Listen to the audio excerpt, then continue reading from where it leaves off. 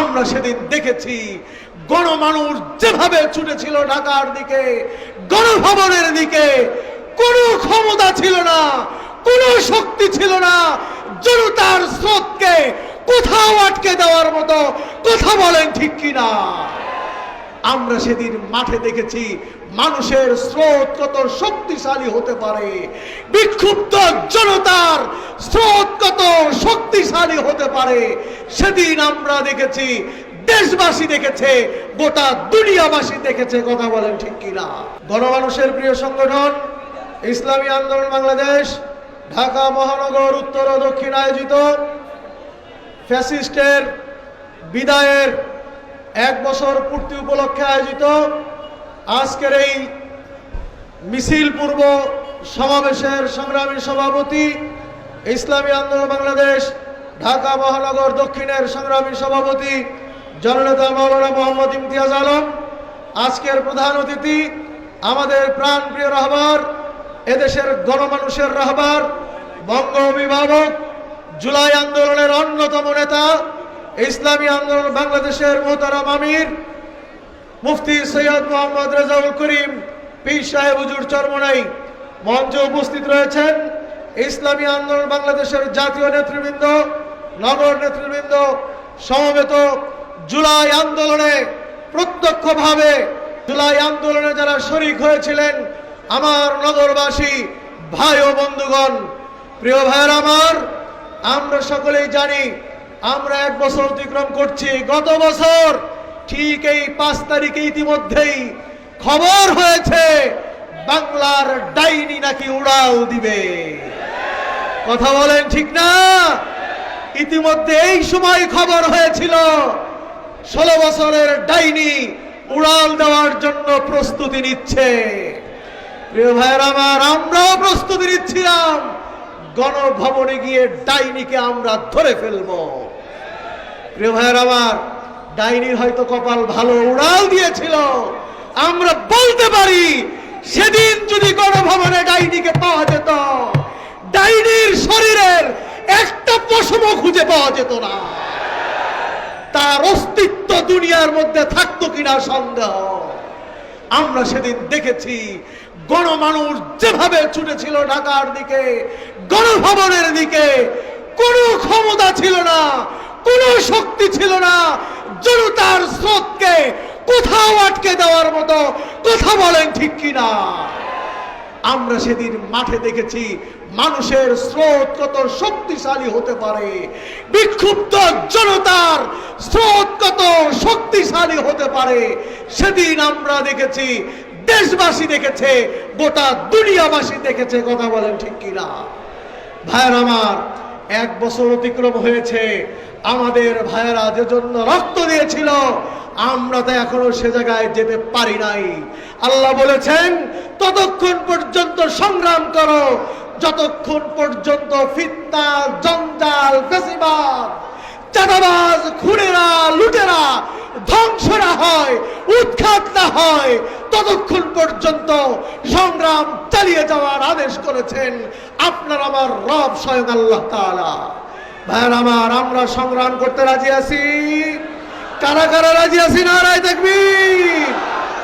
আপনারা জানেন ও সময় শক্ত দিয়েছিল আমার ভাইয়েরা। এখানে অনেক যোদ্ধারা সেদিনকার রয়েছেন, গুলি খেয়েছেন, হাত পা হারিয়েছেন, হাতে গুলি লেগেছে, বুকে গুলি লেগেছে। আমাদের মনে আছে 19 তারিখে বাইতুল মুকাররমে এখান থেকে আমরা মিছিল নিয়ে যাচ্ছিলাম, হায়নারা ওই মোড়ে দাঁড়িয়ে আমাদেরকে সরাসরি গুলি করেছিল। কথা বলে ঠিক কিনা? ভাইয়ের আমার, আমরা বলতে চাই আমরা ভুলে যাই নাই। আমার মনে আছে কুষ্টিয়ায় ইসলামী ছাত্র আন্দোলন বাংলাদেশের দায়িত্বশীল শহীদ হাফেজ উসামার বাড়িতে আমি গিয়েছিলাম। উসামার বাবাকে দেখে আমার চোখে পানি এসেছে। উসামার বাবা বলছে, আপনার চোখে কেন পানি? আমার মুখে তো হাসি। সুবহানাল্লাহ। বলে হাসেন কেন? বলে আমি গর্বিত বাবা, আমি হাসছি আমার সন্তান ফ্যাসিস্টকে হারানোর জন্য শহীদ হয়েছে, আমি শহীদের বাবা হিসেবে উঠবো, আমার চোখে পানি আসতে পারে না। আমি জিজ্ঞাসা করলাম, আপনার সন্তানকে আপনি কি বলে পাঠিয়েছিলেন?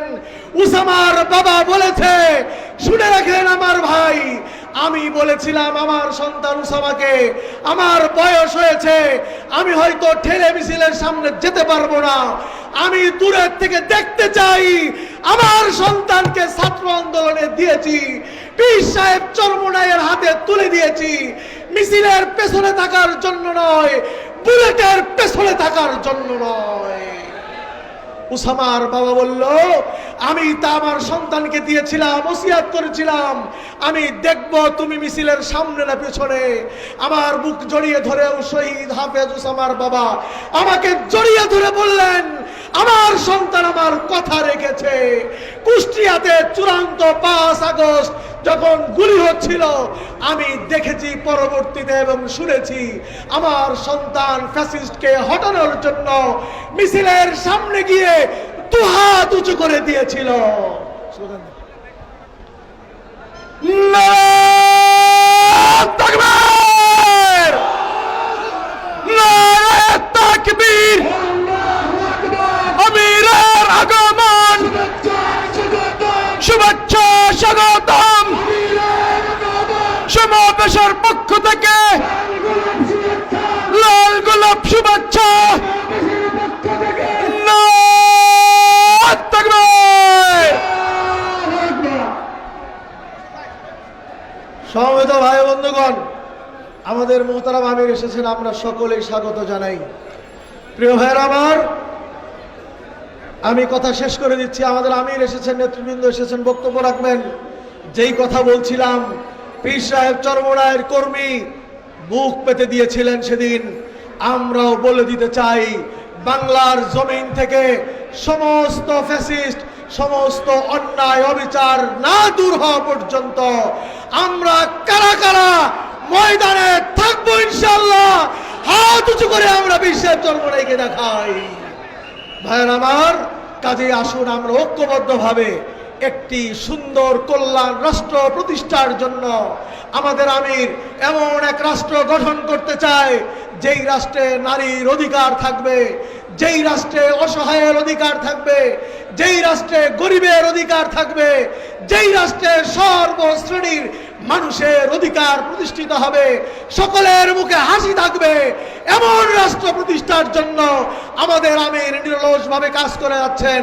আমরা বলে দিতে চাই, আমাদের আমিরের সামনে আমরা থাকব, পেছনে আমরা থাকব, ডানে আমরা থাকব, বামে আমরা থাকব, মাঠ ছেড়ে যাব না, যাব না ইনশাআল্লাহ। কারা কারা রাজি আছি? নারায়ে তাকবীর।